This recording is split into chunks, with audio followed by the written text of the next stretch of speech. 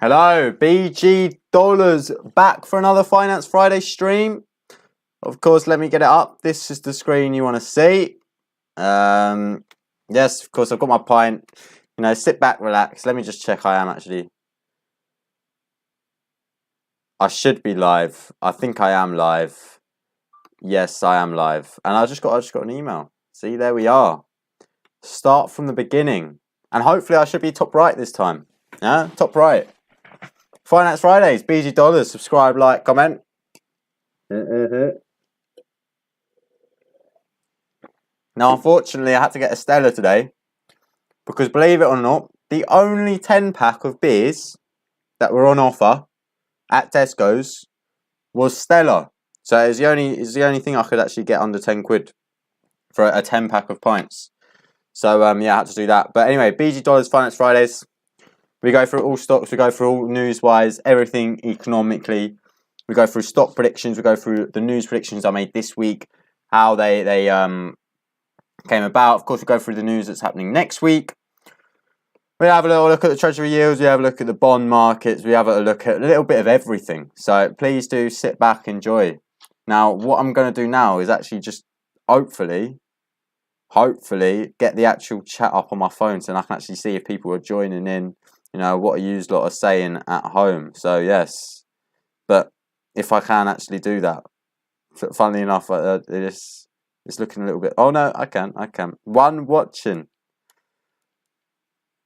Is that Tyrone Wong? I see in the chat. Tyrone Wong. You know, I put a little saying. Anyway, let's just crack on, eh? Biggest weekly movers of this week. Of course, you had the rise as a firm at 36% up. Huge moves there for a firm. Marathon Digital was up 51%. And you actually recently saw a Bitcoin move, sort of a crypto move in the markets there. And of course, if you see a crypto move, you're going to see crypto stocks move up. And that was huge there for Marathon Digital. And yeah, all of them were up. Of course, I've only put Marathon Digital in the risers, but you had Riot Blockchain up. You had Coinbase up quite a bit. Coinbase is there, another crypto move. So yeah, huge moves there. Obviously, Teladoc was up 23%. Very risk on week. A lot of stocks were up. Tyrone Wong has put, yeah, okay. I make sure you got your pint in hand. Let me know what pint you've got. As I said, this is a Stella, so it's a bit watery. And they've reduced it down to 4.6%, would you believe? Fuming. This thing used to be 5.2. But yeah.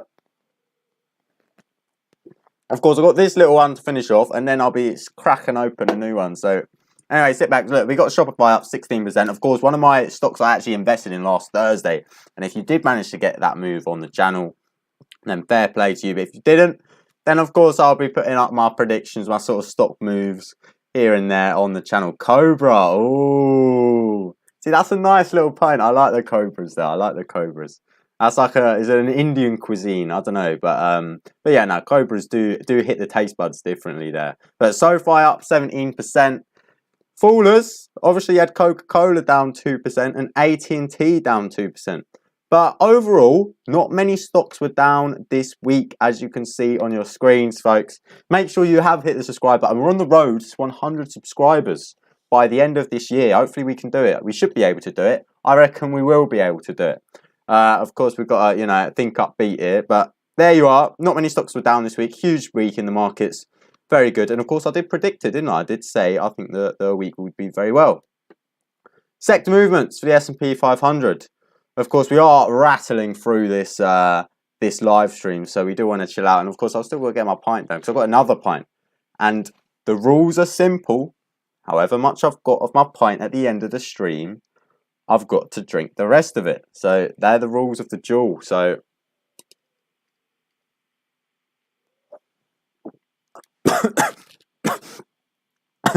went down the wrong hole, shall we say? Huh? Anyway, sector movements, S&P.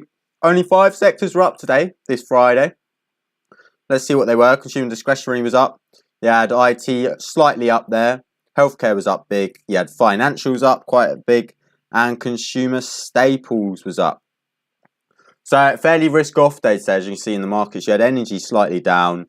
You had communication services slightly down, industrial slightly down, utilities slightly down, which is strange because obviously inflation is still quite high up. Next Wednesday, we have our inflation results.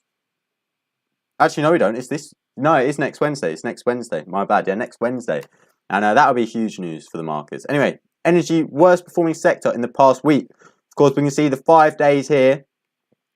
Best performers, consumer discretionary, as you can see, bottom left there. Bomb. Huge moves there for consumer discretionary. Your consumer discretionary stocks are your ones such as your clothing stocks. Your sort of companies that don't actually sell necessary items. Because obviously, like, say Adidas, say like Nike, say like Primark and stuff like that. They're just shopping clothes sort of companies. Companies that in a recession are going to perform very bad because who's buying clothes when you're squeezed out for money? Clothes is one of them ones where if you've got a lot of cash behind you, you might splash out and buy some clothes. But if you ain't got a lot of money, you're in a recession, you're struggling to work, you're paying for food, you're paying your rent, you're paying your bills, and you're paying to live. Clothes get pushed to the sidelines. So, but anyway, consumer discretionary was up, so your clothes were up. Your bad ones were energy, down almost 3%. Your materials were down, and your utilities there was still up. So, as I said, most sectors were up this week. Huge week for the stocks in general. You only have materials and energy that were slightly down.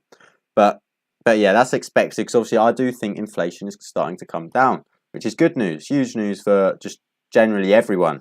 The S&P 500 performance. Now, I do have to sit back and just drink my pint.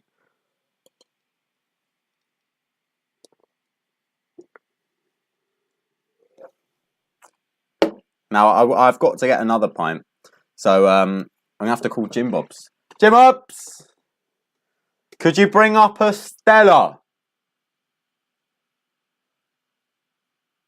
I didn't hear a response, but I presume she's clocked it. Anyway, as you can see on your screens, S&P 500 performance up 3.46% past 5 days, almost basically 3.5%. Of course, this wasn't when the market closed. It was 8th of July, 11:19 GMT. So yeah, we don't actually know the full result until this Friday when it closes, which is at 9 p.m. GMT.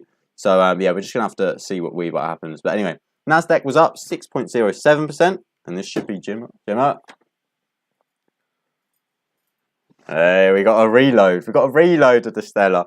So yeah, just look on your screens there. We had the Nasdaq up 6.07%. Huge moves for the Nasdaq. The Nasdaq's obviously highly tech orientated, so we've got a lot of tech stocks in there. And Tyrone Wong, I hope you're enjoying your Cobra. Buzzing for the predictions. Well, we got to get another bev down us for the predictions. I see. There's probably a little delay in the chat. Maybe you typed that, but I haven't actually seen the chat in a while. How's my pouring skills? Now, I don't want to give this too much of a head. No, I ain't trying to go that way inclined, right? Tyrone Wong, I know you're look. Oh shit! It's got quite a big head on this. Hey yo.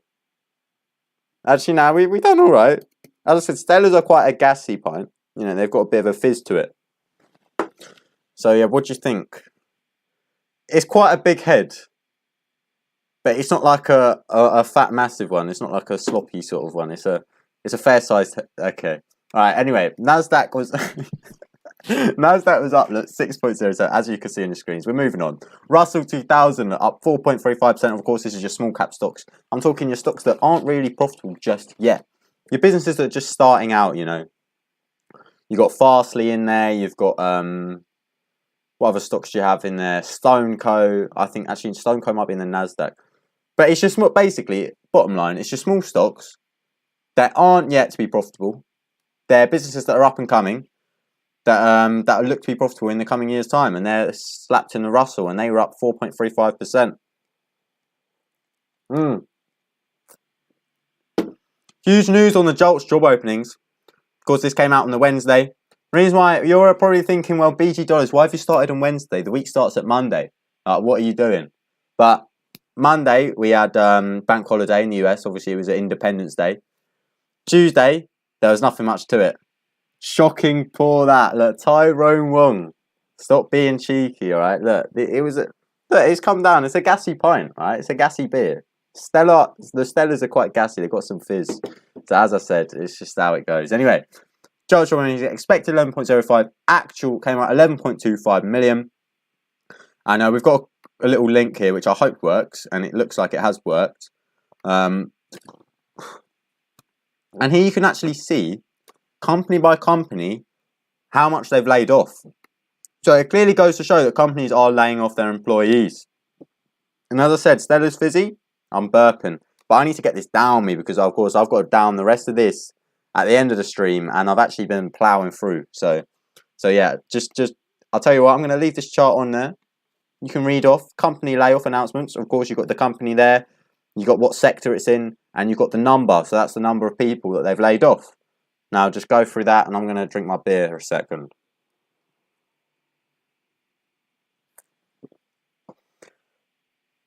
Huge shout out to Tyrone Wong, and we appear to have another viewer.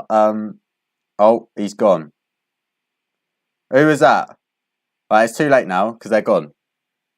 All right. If you are joining, please put something in the chat. We did have 3 viewers, but they just suddenly gone. So anyway, as you can see on the screens.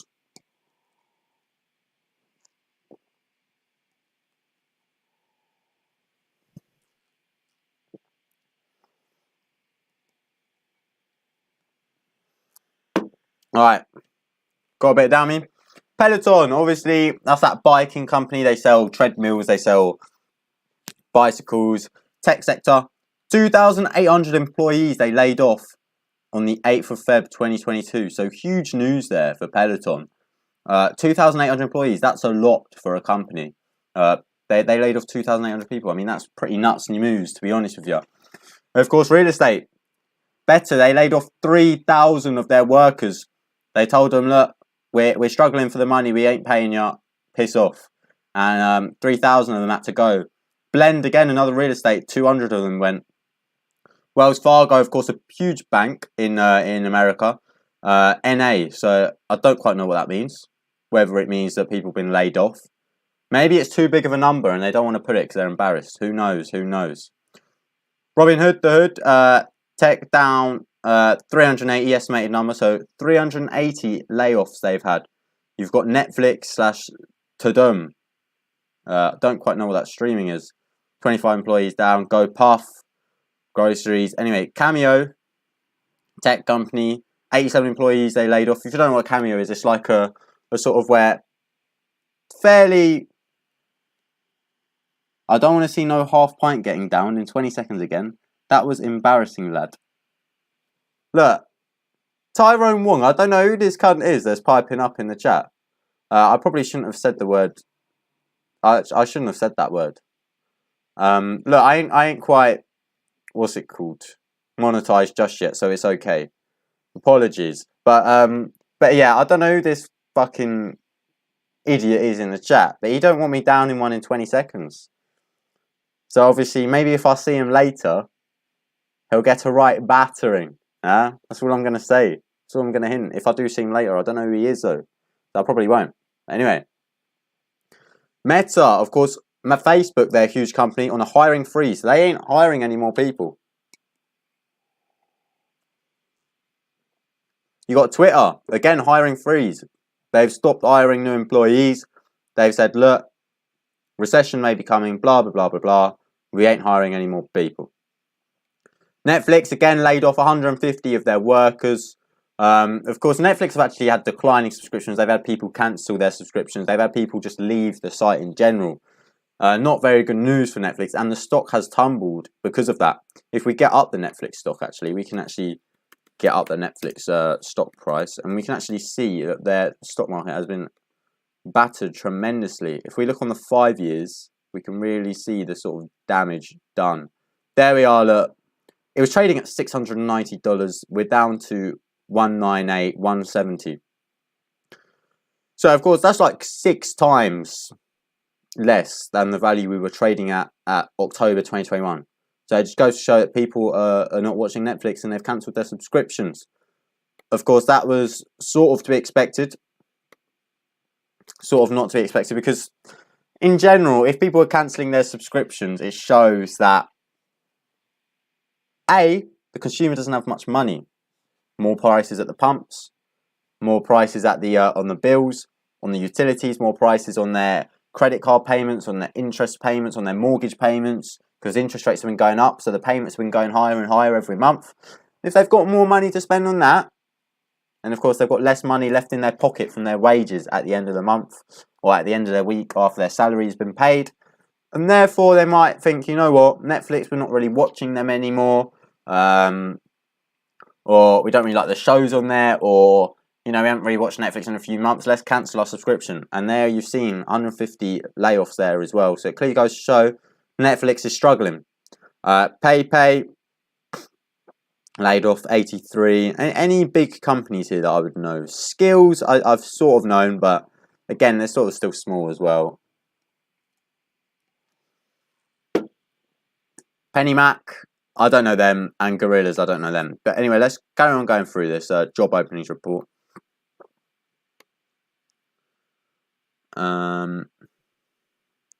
So that job postings plunged by 22.5%, the biggest change on record. So it shows that job openings are starting to come down. Early signs of recession there, folks. If you've got job openings coming down, it goes to show that the jobs simply aren't opening up for people out there. And if the jobs start to slow up, then people just can't apply for jobs, can they? And if people can't apply for jobs and businesses are saying, look, we don't want to employ anyone because we're struggling financial-wise, that's when you start to see people, A, getting laid off, and B, not finding the work. Oh, as I said, sellers are kind of gassy.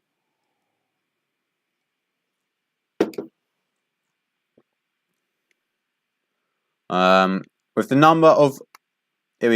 number of job openings tumbling, it is not surprised that the number of hires also shrank, dropping from a downward revised 6.527 million to 6.489 million in May, according to the BLS. Hires decreased in finance and insurance. So finance and insurance companies decreasing the most there in hires.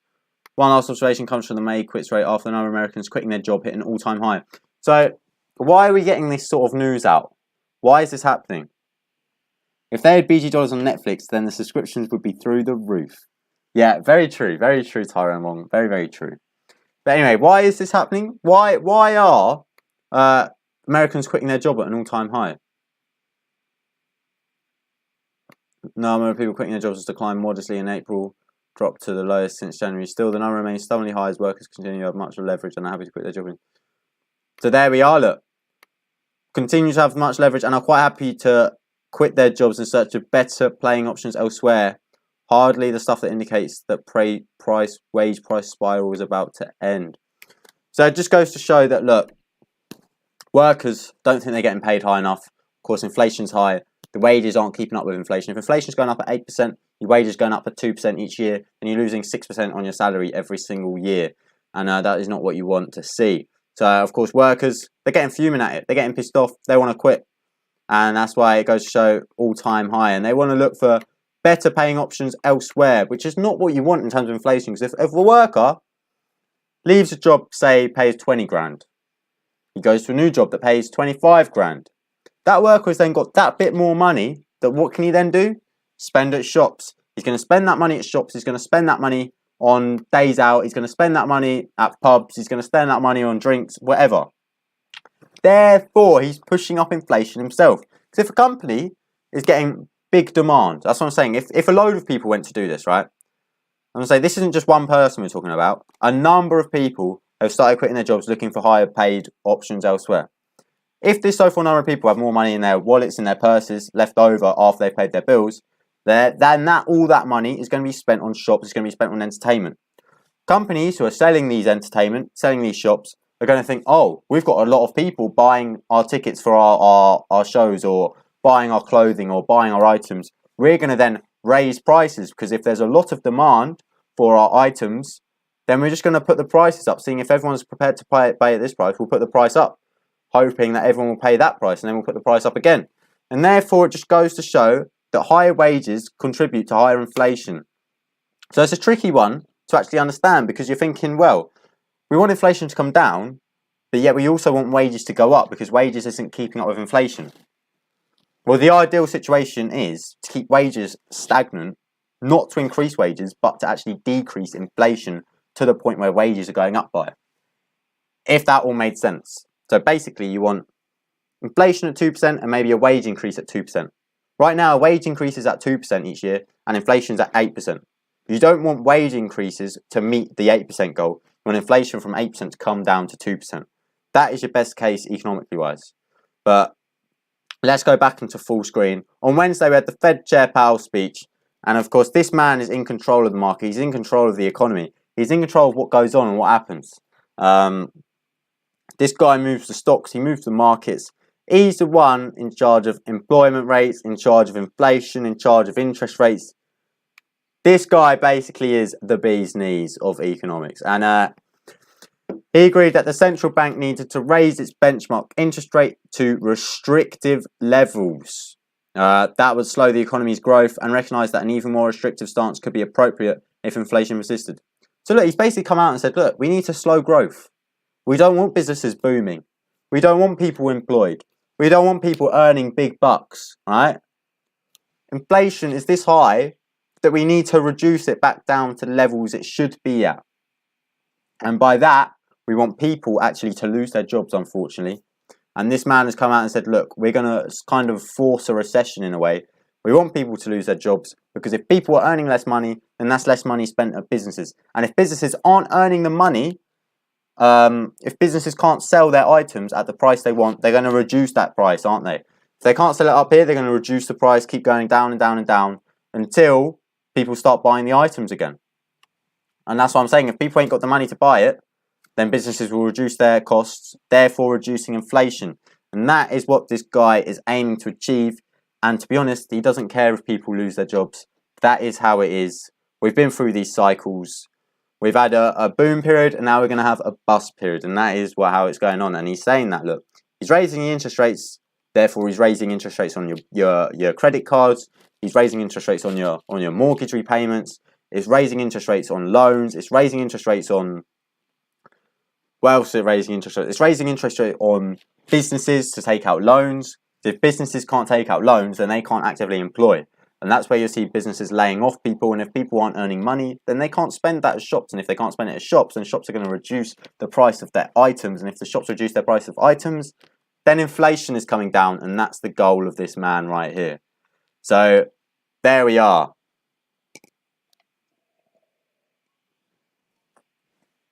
Now I'm going to have to start drinking because I don't want to be left with all this at the end of the stream.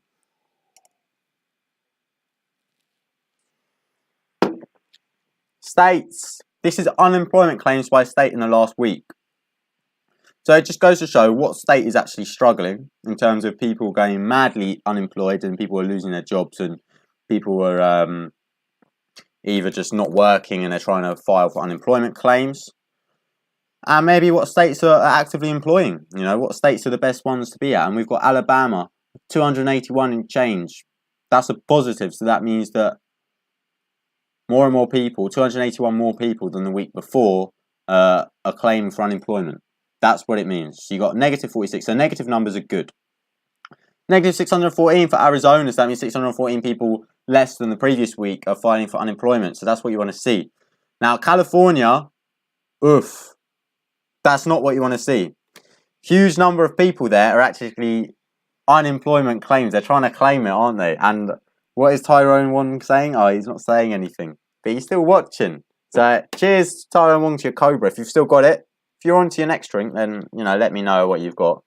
But yeah, California's struggling. 3,934 people filed for unemployment. Oof. That's what I mean. So on the prior week, it was 41,491 people that were unemployed. 45,000 are now unemployed in California. So that state is havoc. Do not be living in California right now. Move out. Move to, what's this? Missouri, minus 1,069. So hopefully people in Missouri are actually employing. Less and less people are unemployed. And there you are. There's the numbers you have. So if you're in California, get out of there and move to Missouri. Because that's the best state in terms of finding a job right now. Mississippi, 1,284. So again, that means 1,284 people are filing for unemployment, which means that 1,284 people have lost their jobs in the past week. What's this one? Oof. Michigan, 4,770. You got to be having a bananas with that. 4,770 people in Michigan have lost their jobs in the past week or have either been laid off by their business. Huge numbers in Michigan, and it's worrying. Get out of Michigan if you're in Michigan. And if I'm moving to the United States, I'm going for flipping, what's it called? Missouri, mate. I ain't trying to go Michigan. I ain't finding a job there. Everyone's losing it. So yeah, higher numbers are bad. Lowest numbers are good. That's basically there. And, you know, pause it if you want. I said, I'll have a little drink. And just take a look. You know, what states are good, what states are bad. You know, you got Maryland cookies there. That's a hit in the UK, minus 350. So I might even be tempted to move to Maryland. More and more people getting employed there from the week before. So that's what I like to see.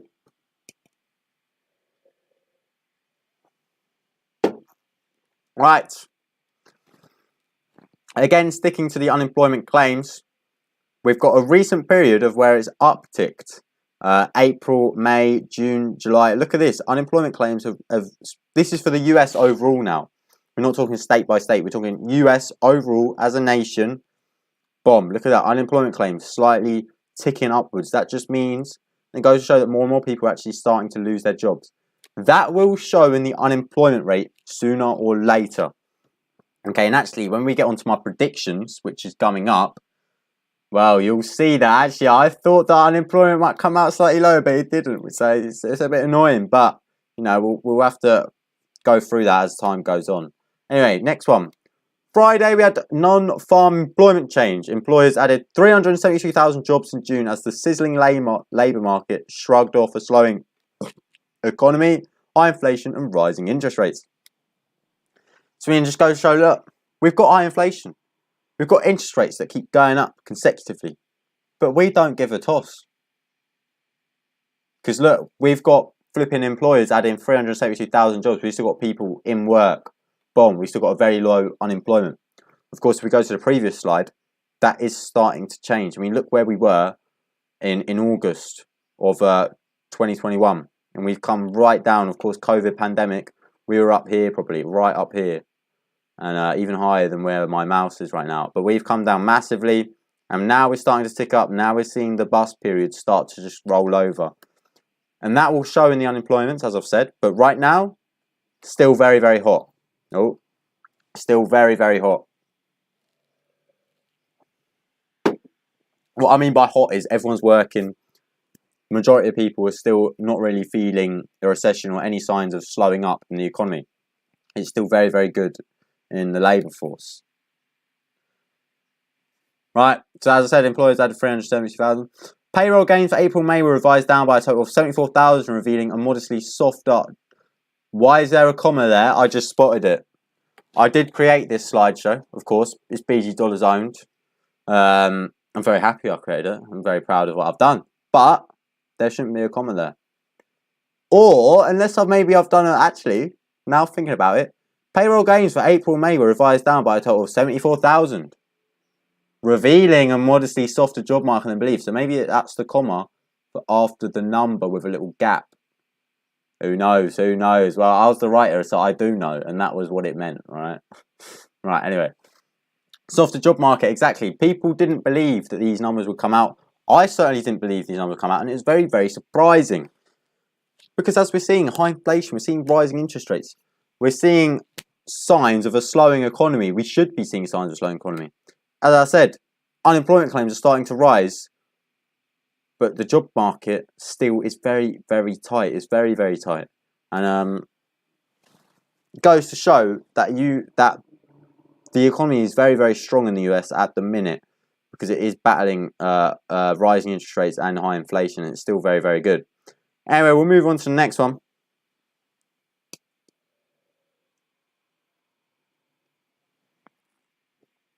This one's unemployment rate and average hourly earnings.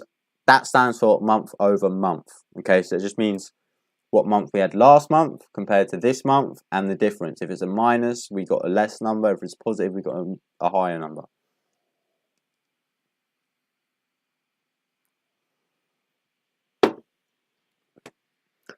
Unemployment rate was expected 3.6%. It came out 3.6%. So no big sort of surprises there. As a result, unemployment growth moderated to a still robust average of 383,000 jobs a month in the spring from about 600,000 the prior 3 months as the nation drew closer to recovering all 22 million jobs lost in the pandemic. That's what I mean. 22 million jobs were lost in the pandemic. When COVID happened, 22 million. So that's why the Fed came in and started printing massively. That's why we're seeing very high inflation right now. Because, of course, a load of jobs were lost. As I said, Stellas are a bit gassy. I'm actually starting to feel a bit bevved. I'm starting to feel a little bit better because this is my third tinny, and yeah, at this point you start to feel a little something. You know, obviously you're not bevved. You're not like bev, but you're a little bit bevved. Anyway, let's moving on. Treasury yields up in the past week. It's always this time we get to the stream where it all goes tits up, isn't it? But anyway, Treasury yields are up in the past week. US Treasury yield. Oh, Treasury. I'm just gonna pour. We had like a slight little drop in my tinny. Right. US Treasury moving upwards. Bad for stocks. Okay, if you didn't know this, then if Treasury yields move up, that's actually bad for stocks, and stocks should move down. That's why we've seen a recent bump in stock moves. That's why I said, look, I'm going risk off. I mean, I've risk on. I'm investing blah blah. I'm investing in blah blah. Roku, Shopify, all these stocks risk on. Very risky, the move I made, but so far it seems to pay out. And we're trying to make money on this channel, alright? We're trying to make big bucks, yeah? We're not trying to make a little 50p. We're trying to make like little 75 cents. And we're making big moves, BG dollars, alright?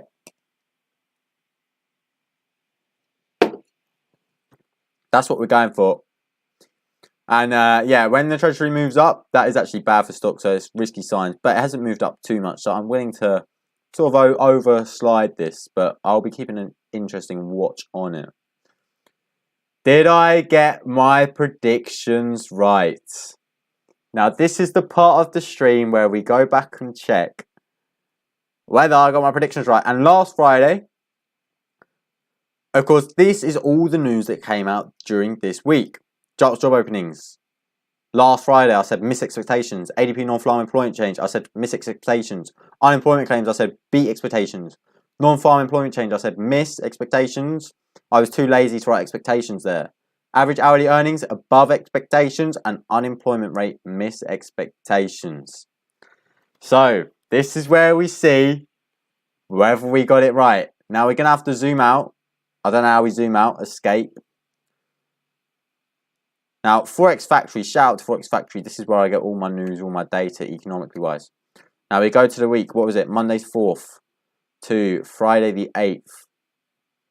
Now, I'm going to apply settings. I'm going to shut my eyes and quickly try and... Okay, it didn't work, but I'm not looking. Can I actually play from this sort of slideshow? Like, is that possible in this? I'm going to have to fucking start from beginning again. It happens every single time. Right, did I get my predictions right? JOLTS job openings, I said miss expectations. Let's see what flipping happened. Come on.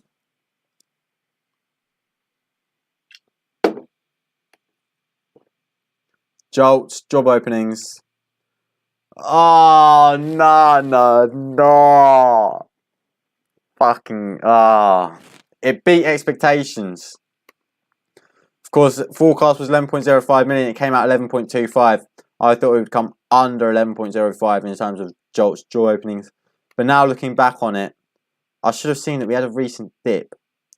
See, that's what I'm saying. The annoying thing about this is, and I always try and get away with my decisions, and I'll back myself fully on this, alright? The annoying thing about it is that, look, actual came out 11.55, actual came out 11.4, today it came out 11.25. So it's still less than the last month's result. It just weren't quite as less than what was forecast, which is annoying. It's fucking annoying, right? It's annoying because I still technically got it right. It's still less, but it's just not as less as what was fucking forecasted. Anyway, let's go back. ADP and non-farm employment change. I said miss expectations. Now I haven't actually seen this one. Where's ADP? Have I just fucked up my own slideshow? That's BG dollars for you. Where the fuck is ADP? Wait, what?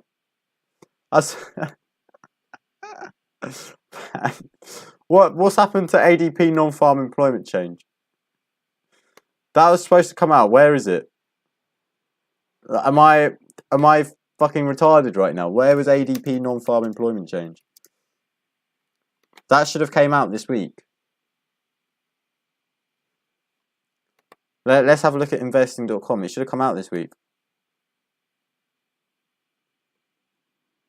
Hold on, latest June 2nd. Well, we're in July right now, so when's the next flipping one coming out? I could have sworn September. Where's flipping July's month? This fucking, oh my god. Maybe I've actually fucked it. Maybe I fully have fucked it. Here we go, said Tyrone Wong. Right, maybe I actually have fucked it. Okay, well, ADP non-farm employment change isn't up there, so we just have to skip that one. Unemployment claims, people. Right, I said beat expectations. Now, before we find out, I'm going to have a sip of the bev.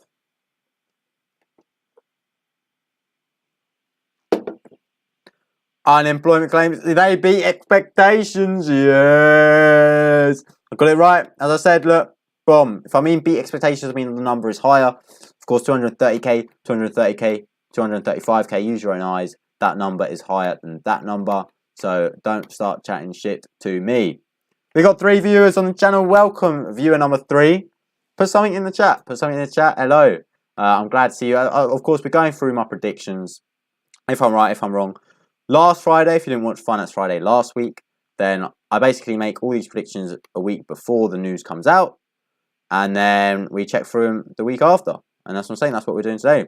Non-farm employment change. Last Friday, I said miss expectations. We'll have to see, did it miss expectations or not? Let's have a little look. Non-farm employment change. I mean, look. Technically, it did. I mean, come on now. Look, 260k was forecast. Came out 372k. So that's worse for the economy, right? It means that no, we didn't. I'm trying to get away with it. Look, I'm a little bit bevved. As I said, I've been drinking.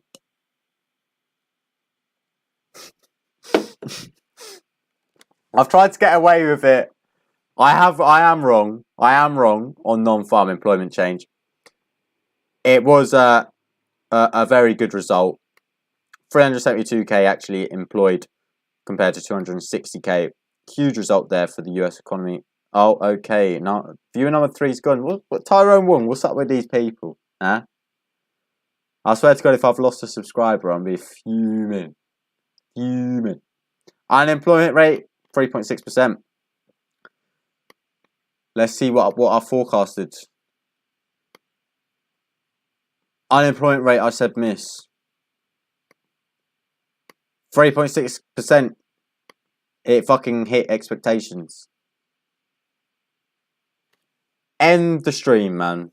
End the stream. This has been disappointing. I don't know what to say. We haven't done very well, have we? We fucked up the job openings. The non-farm employment change, we technically got wrong. Employment rate, we thought would miss and it came out expected. Why aren't you showing a little 3.5? Come on. Mate, the unemployment claims are higher. Unemployment claims have rose higher. But yeah, the unemployment rate still remains the same. What else have we got? Average hourly earnings above. I don't know why I skipped that one. Let's just see whether that was right. It probably weren't. We fucking 0%. 0%.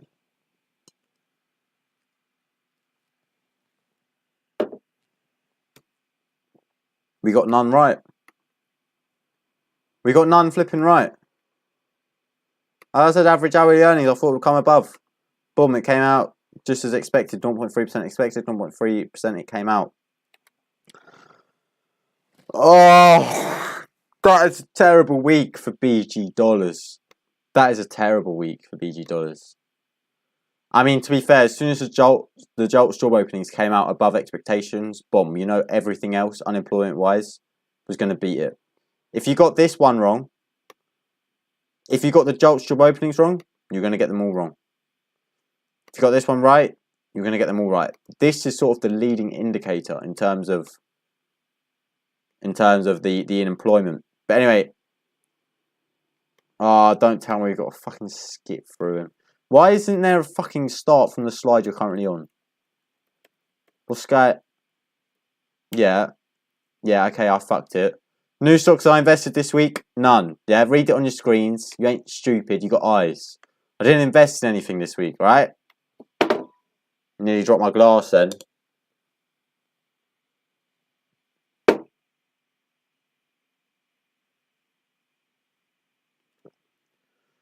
News next week. Monday, nothing major. Tuesday, nothing major. Wednesday, we've got CPI and core CPI coming out.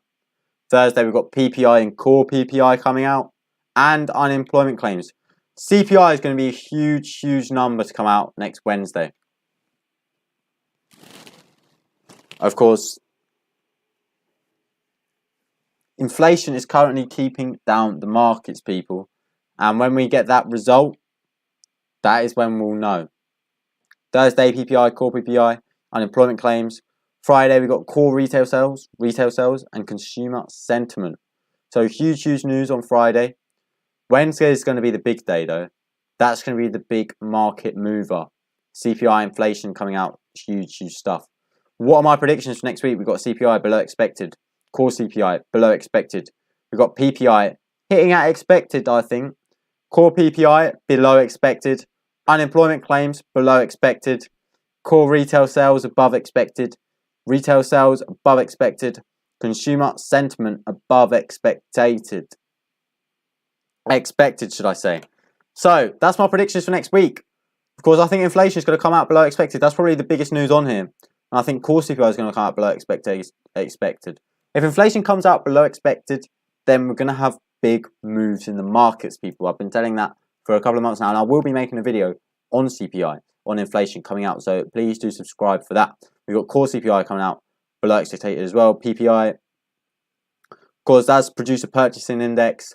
Not too much of a big market mover there, so it's not that much of a big deal, but we still like to pay attention to it. And yeah, retail sales will be another big one on Friday. I think they're going to come out both above expected because we had a very hot labour market this week, didn't we? This Friday we had a very hot labour market. Employment came out lower than expected. ADP non-farm employment came out lower than expected. If we go back to the slides, we had all these employment-wise came out very, very good, which is why I think that retail sales will then follow that at a very, very good, which is why I put above expected for both. And consumer sentiment as well. Because people working, they are the consumers, aren't they? They are the ones that spend the money at the shops. They are the ones that spend the money at the businesses, the consumer. So I think that will be above expected. And yeah, hopefully that works out. What I think for stocks next week, S&P 500 to have a slight pullback. Of course, we've seen a very risk-on week in the markets, haven't we? Small cap stocks perform badly. Yes, because we've had a very risk-on week. So things don't just shoot straight back up, you know. We're going to have a pullback. That starts a new trend. Tech stocks to perform bad as well. Energy to continue moving downwards. Of course, we've seen energy, we've seen oil start to come down big time. You got claims right, no? Should we have a look if I got claims right? I said beat expectations. Let's see what. Yes, I got claims right. Okay, so I'm not quite on 0%. Let's just call it 5%. Yeah, we'll call it 5%. I had a fucking brilliant week last week. We've had a shitey week here. But yeah, 5% I'll call it. We did get unemployment claims right. But as I said, crypto I think will also trade lower. And then stocks to watch next week. Oxygen, obviously an energy move. You got Coinbase, crypto move. Right, blockchain, bomb, crypto move again. You got Coca-Cola, very one that's sort of stable. If it's a risk-off week, then boom, I think it's going to move. I think Riot, blockchain, and Coinbase to the downside. I think Oxygen upside. I think Coca-Cola upside. I think Chevron upside. I think FedEx downside. Zendesk downside. That's what I see in the markets next week. Of course, you've seen my stock predictions. You've seen everything. I have got to finish this pint, but luckily, I've got hardly anything left. So I don't want Tyrone Wong chatting shit to me in the chat. I'll be seeing him later anyway, and be sure he will be getting sparked out, most definitely. I'd like to see his response to that in the chat right now. So that's a hint for you. Anyway, I'll go down this.